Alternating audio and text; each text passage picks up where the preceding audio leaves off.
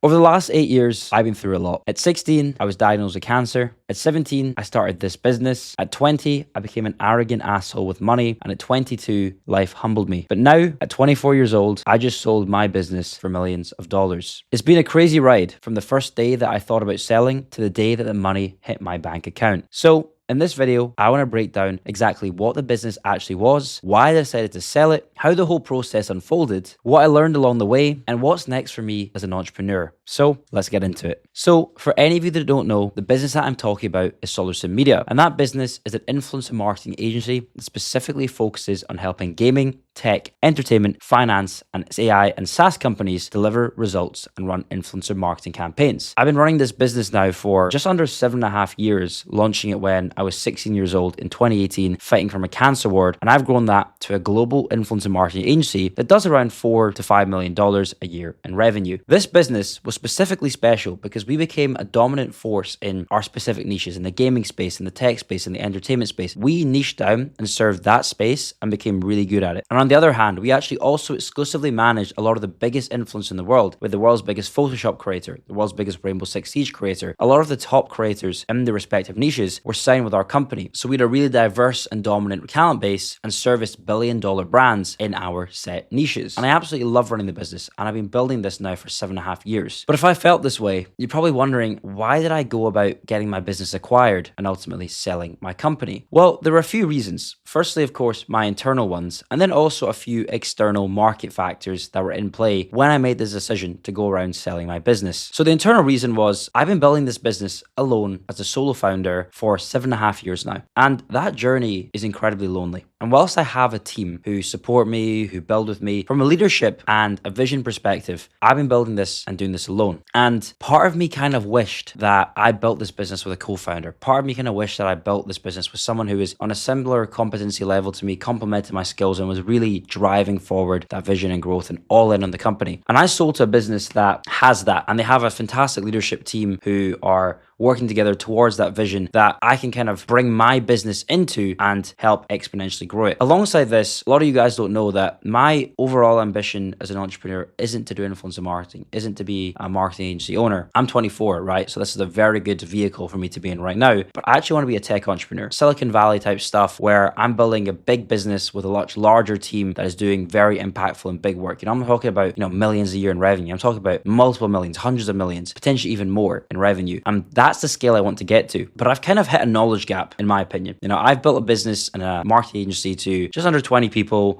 multiple millions of revenue, but I've never built a business that has true size, true scale, has offices, has a very robust leadership team, has multiple hundreds of employees, even thousands of employees. And the business that acquired me has just under 200 employees, 4 offices, a very robust leadership team. And it really was that opportunity to bring my business into a larger business, sell my company into that, obviously secure myself, secure my life, but then also be able to be surrounded by these successful and like-minded entrepreneurs where I can learn a lot of the operational procedures to get to that next stage, so that when I go on my next journey and I go on my next venture and start building that big picture large business, I've learned a lot of these things. What I did when I started my agency is I've been doing it all try and error, right? And I made a video before where I kind of regretted a lot of the stuff that I did previously because it's taken me 7.5 years to get to this point. And I know a lot of you guys probably watching this are like, what do you mean to get to this point? The point that you're at is incredible. It's amazing. But for me, I feel like it's not great because of the other people that have surpassed me and started at the same similar time to me. There's a lot of regret that I have from that, and a lot of that obviously came from trial and error and not being able to actually know what I was doing and having to work out things for myself. This allows me that exponential growth of my own knowledge, so that when I go on my next rodeo, I have the understanding of how to build a business with a successful leadership team, with full proper back office functions, and I can bring my business into that and ultimately learn from there. And ultimately as well, it comes from an age perspective. As I mentioned, I want to get started on my next venture at some point. And I look at myself now and I'm 24, and I was really thinking about what is the timing of when I want to get started on that, when I want to start a family, when I want to be kind of done with this chapter, closed off, and then moving on, starting a family, and then going on to my big tech business and launching that. And right now, based on the way that acquisitions work and the timings of things, right now made a lot of sense in my personal life. But even more so, the external timing is arguably more important of why I did the deal right now. Right now, the influencer marketing acquisition space is incredibly hot. Aside for my business, a stat from a month ago was that 66 influencer marketing businesses have been acquired just this year. Companies want to buy influencer marketing agencies because the creator economy is booming. We're like right here, right now, and we're about to go like this, right? The influencer marketing industry is about to go ballistic. So all of these larger companies, these private equity firms, these larger agencies, these platforms, they want to buy influencer marketing into their company because it's highly valuable, because that's where the demand in the market is going. So the market timing really made a lot of sense, because the way that businesses are valued is they're valued on a multiple of profit in the agency world. Other businesses, potentially say tech companies, they're valued on revenue in a lot of cases. But in the agency world, you're valued on an EBITDA multiplier, essentially a profit multiplier. And right now, because there's so much demand for influencer marketing businesses, is a premium. So people are getting higher multiples at the moment. So I could have waited a year, could have waited 2 years. I could have even maybe sold last year, but the timing is perfect because the market is demanding influencer marketing agencies. Therefore, the multiples are significantly higher than other types of agency business models. And then therefore the overall cash and sale is going to be higher. I could have grown the business another year and got it to a higher profit level, but maybe I would have only got the same amount of money if I sold at that point. So the market timing is also a very big factor as to why I made the decision right now, alongside those internal factors. Inclusive of all those things, when I kind of go back to this exponential curve that I'm talking about, my agency, in my opinion, was too small to be in a position to capitalize on this curve. Now, what we get as getting bought into this group and becoming part of this group is that we have the backing of a much larger business who invests a lot of money into marketing that can really grow my business Solution to the next level. And together as one, we have a whole skill set and a whole service offering that we can take to the market. And we have the backing of this company to really push our influencer marketing agency to that next level. But obviously the decision wasn't one I took lightly, right? I've talked about the internal reasons and the external reasons of doing it, but I've gone through so many different thought processes across this journey. This journey and this time frame is actually took over a year to get this sale done. And in the beginning, I was so different as to why I wanted to sell the business, and I was so ready to just move on, and I was really wanting to get it done and move all things quickly. And the process started, and I thought, oh, maybe I don't actually want to do this. I want to take the business a little bit further. And then there were some opportunities that came across, and I was like, oh, I really want to do these. So you go through a roller coaster of emotions. It is a very emotionally taxing thing to go through, because you're running your agency, you're trying to sell it at the same time. You're having to work multiple jobs. You're unsure of what things are going to come. You might go through the process and not even sell. There's so many things of uncertainty. A buyer might not be interested. A buyer might pull out. You might change your mind and get cold feet. So your emotions are constantly like this. So I went through tons of different emotions. I went through fear, uncertainty, doubt, happiness, anger, so many different things. It was a very difficult time to regulate my emotions, but I'm glad that I stuck to the journey and got through, and now the deal actually ended up happening. And as I say, the deal took over a year, but every single day I kind of had to lie to the external world, right? You can't tell anyone you're selling, because clients may decide they don't want to be with you anymore, which is not going to have your sale. Staff may decide they don't want to be with you. You basically have to act to the world like everything is normal. Act the world like you're just doing your normal thing, you're just growing, and you kind of have to lie to the world. And it was a crazy sort of year and experience for me personally, because I felt like every single day that I had to become a compulsive liar to do this sale, because every single day I had to push things off, or not tell people where I was going to go, or not tell people what this meeting I was going to be in, or lie that I was speaking to my accountant or my lawyer when actually I was speaking to potential buyers. It's a very, very weird situation to be in, because you obviously want to act and be honest and act with integrity as an individual, as a human being, and treat everyone the same and not lie and not be dishonest, and follow your path. But in this situation, it's better, and you have to lie. So it was a very weird sense of the life I was living at, such a limbo phase of what do I tell, who do I tell, can I tell people without it potentially coming back to bite me. So yeah, that year was incredibly exhausting from a emotional level, just when it came to being able to tell people specifically. So in terms of the process though, here's how it all happened. What you have to do if you want to go and sell your business, and this is some free sauce for you guys, because this type of stuff people charge a lot for this, is that you just first decide that you want to sell, and then you got to go and engage a corporate finance or an M&A company. And they're the people that are actually going to take your business to market and sell it. It's almost like you think about it this way, right? I'm selling my services to clients, and I am positioning my services to the clients to try sell to them. They're doing the exact same thing, but the product that they're selling is your business. So it's exactly similar in terms of you have to go market it, you have to go do cold outreach, you have to go and find potential buyers. So I engage with these guys back on the 26th of September 2024. That's when we got started. And the first bit of the process is really just like discovery, them understanding your business, them understanding and creating what is known as an information memorandum, which is essentially a pitch deck that outlines all the key things about your business, your client concentration, your financials, your vision around the business, how you want to take things, what you're wanting to achieve. Essentially like a deck that you're going to take out to market and sell. So the first 3 months to the end of the year was just basically preparing this and getting my business ready. So we had to do a lot of different things, like work on kind of getting financials and accounts, work on forecasting, a lot of these different pieces to make sure that all the information was correct and in that pack. The next step is once you get all of this ready and you then take your business to market. So the M&A company will then go out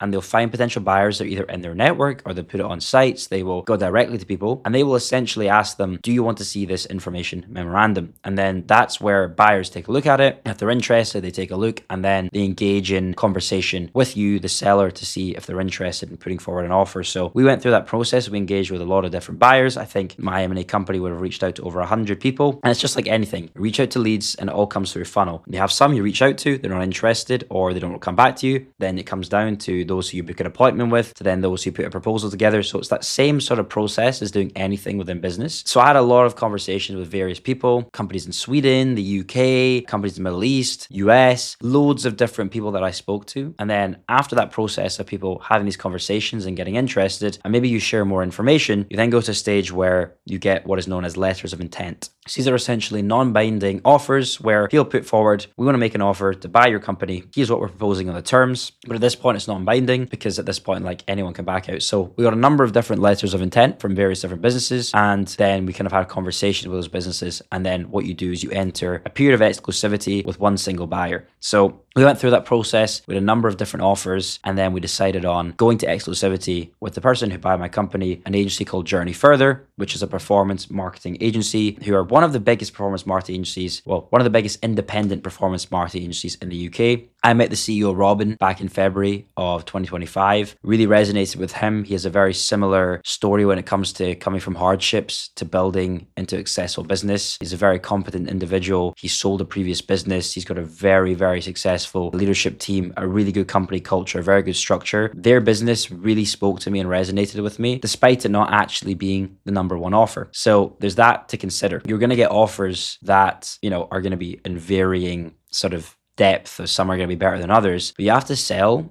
to a company that you actually are interested in selling to. You don't just sell for the money, because at the end of the day, you want to make sure that your business is going into a company that's going to look after it, that you actually believe in. You're also never going to have an exit unless you're in a much larger sort of organization, especially at my size, where you're going to walk out the company the next day. You're going to be working with these people for a certain period of time. So you actually have to want to work with them and build the company alongside them. So their business really resonated with me. So we enter exclusivity with Journey Further in around May, and then the due diligence process starts. And due diligence is pretty intense. You've got to get a lot of information about your business for them to go through and verify everything. So you've got financial due diligence, you've got people due diligence, legal, you've got tax, you've got all of these different areas that I didn't even know half of these things were important. So I learned a whole lot of things during this process about like revenue recognition is a good example, about proof of status of employment, around intellectual property, all of these various things that a business that is buying you needs to be protected from. They're going to go through and learn. So their legal teams did a process of due diligence and a lot of different work. And initially, we were due to close the deal on August 22nd of this year. There were some delays, which then created even more emotional, taxing time on my life, because the longer a deal takes, the more execution failure you have, the more likelihood that something could go wrong and the buyer might not want to buy you, because at this point they could still back out. Until the contract is signed, nothing is done. And we had, there's been a lot of bad stuff in the market. There's been tariffs, so we had a couple of months where things weren't as amazing. We had some clients leave, just natural sort of things in the course of business. But these are all things that can make a buyer not actually want to buy you in the end. So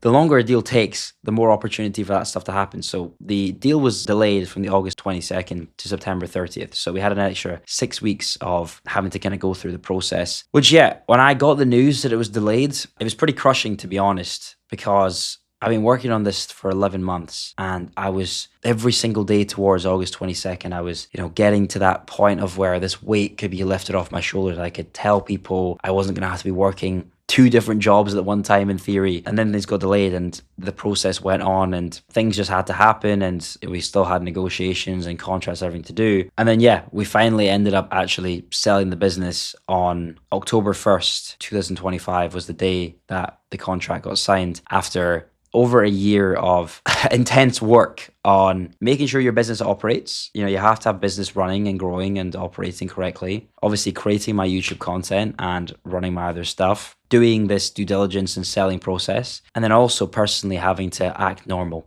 on the face of things. Very few people knew. You know, my family, my girlfriend, you know, a couple people knew, but having to just lie to the rest of the world about the process you're going through, it was a very, very taxing process on that end. But yeah, I mean, none of it really actually felt real until the day it was signed. As I say, you have to try and regulate yourself as much as possible. But as soon as the contract was signed and I got the confirmation that I'd signed and that Robin on their end had signed, it was a bit of a moment of relief, really. Like, wow, this actually happened. Because, as I say, I didn't want to get my hopes up too much, because anything can happen until that signature's on the contract, until the completion is done, anything can happen. I just didn't want to get myself too excited and hyped, just in case something were to have gone wrong. And the day that I sold, the money didn't actually arrive, because a big transaction like that doesn't just come in one day. So I felt that moment of relief. The deal was done. And then it was like, okay, when is the money coming? When is the money coming? Is it actually coming? And it was a bit of a worry, because they sent the money and then it didn't arrive for a bit. They were worried, like, did it get lost? And I was worried did it get lost. I was phoning my bank couldn't see it. And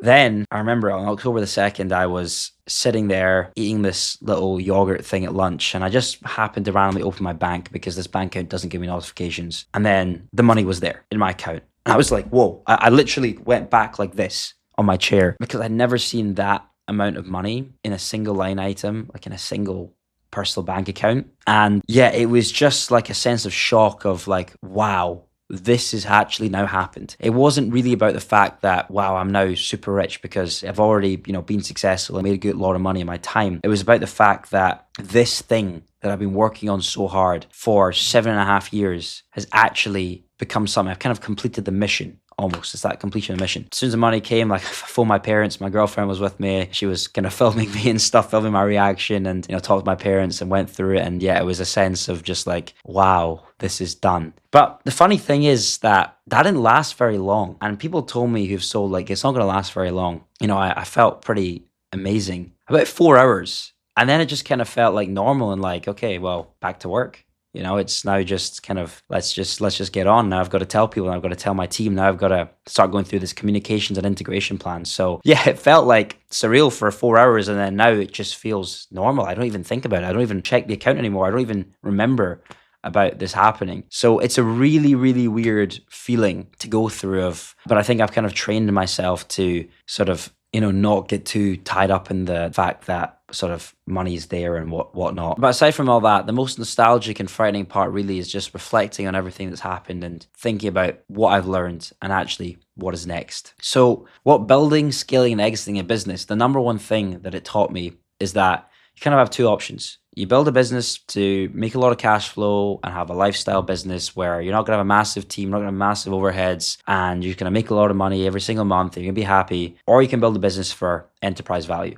And that is a business where you can actually sell it and make a lot of money. And you're maybe not going to make as much money every single month. You're not going to have as much profit. You can have probably very thin profit margins, but you're building the business for scale. And I didn't realize that you have to have one or the other. I was running the business before as a lifestyle company where I was literally just spending all that money and making loads of money because I didn't have much of a team. And over the last couple of years, I've really started to try to scale and grow my leadership team and the cost of my business. And my profit's gone down in terms of profit margin percentage. Of course, we make more now because we're a bigger business, but you have to accept you have to go down one or the other path. You can't have it both ways. If you're going to run the lifestyle business and just be a little guy who runs around, and I'm not throwing any shade of that. I did that for a while, but just be a guy who wants a few staff and just wants to make tens of thousands, 100,000s a month, you can do that. But if you want to build a business that can actually sell, you need structure, you need people, you need experienced people, you need to remove yourself from the business, you need a proper operational procedure of your business. Otherwise, you're not actually going to be able to sell it. So that's the number one thing that I think I learned. And one of the things that a lot of these gurus online don't teach us, like, make 10, 20, 30K a month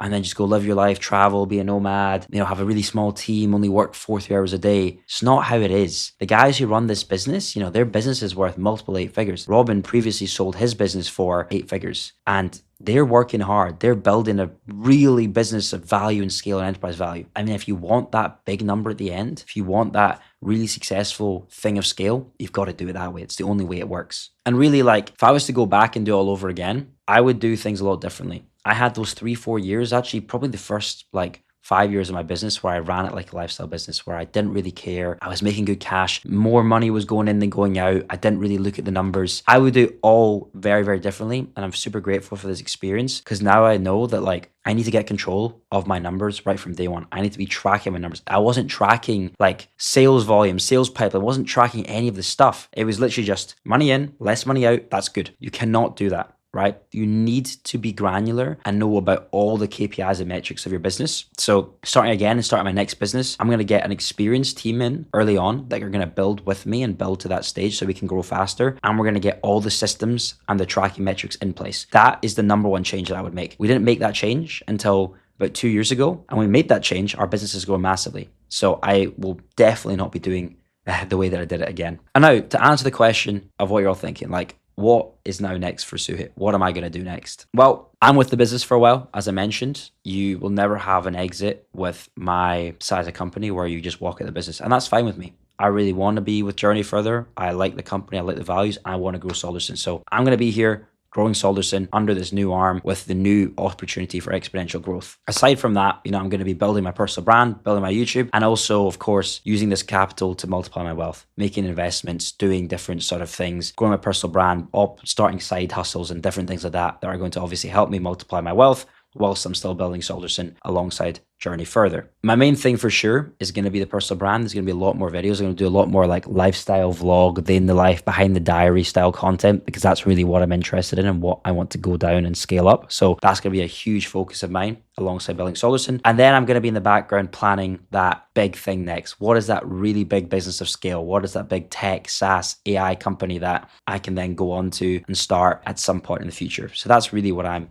going to be doing, and that's what's next for me within my company. But yeah, just to close off the video, because I gotta go, I am about to head to London and jump on a flight to Cape Town, one of my favorite places in the world, and just work from there for a bit, be back in one of my favorite places, because I have this freedom, I have this life, I have this ability. I've worked hard. I want to enjoy myself while still, of course, staying true to that vision and that mission of what we're building. But I just want to end with, gratitude. Obviously, I couldn't have done anything this alone.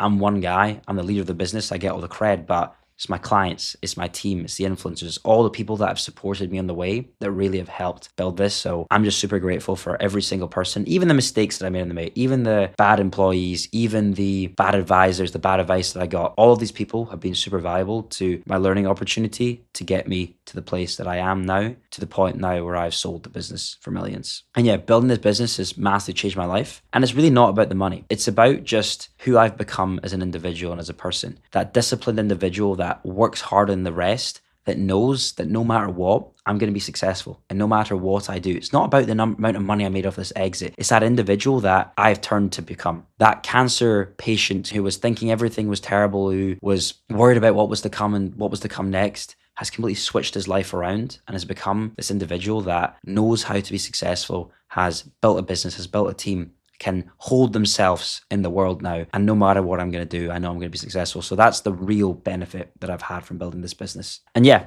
as you guys know, I run this YouTube channel and it's been all about helping others. And, my vision has always been that. I got really excited when I was able to help people with my knowledge and teach them how to become successful. And whether that's in influencer marketing, whether that's just in building your skills, building your knowledge, it's been something that I've been so excited and, immersed in doing, because I have always wanted to use my story and my journey of being that cancer patient to inspire others and help them get to where they want to do. Because ultimately, if I've been able to do it as a kid that was getting chemotherapy pumped into his arm every 2 weeks, anyone can do it with the right discipline, the right skill set, the right working, the right knowledge, the right training. And I've helped, hundreds of people on the way make their first money online, and some who've started incredible businesses. So that really is going to be part of my mission with the content I'm going to be going forward, is just helping people learn and develop through what I'm doing in the world and through the value that I can help and provide. So yeah, that's my mission. That's what I'm going to keep on doing with this channel.